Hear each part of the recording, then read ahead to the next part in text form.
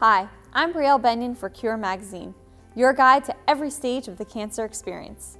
Here's a sneak peek at what's inside our summer 2019 issue. Roughly 30% of people who undergo surgery or radiation for breast cancer are affected by lymphedema, a life-altering side effect of cancer.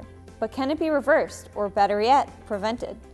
Our cover story discusses the newest surgical options that may help you get back in circulation. Next, a visit with the oncologist doesn't always allow enough time for patients to ask about pain management or emotional and nutritional support. That's where palliative or supportive care may fit in.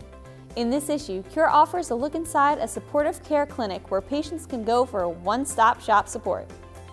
And when one woman's husband received a stage 4 non-small cell lung cancer diagnosis, she devoted her time to finding the latest research.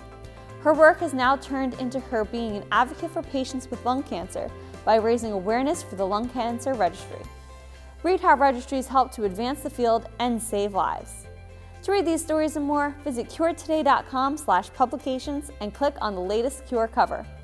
Or ensure you don't miss a story when you subscribe to new issue alerts. Visit curetoday.com/email-profile for more information.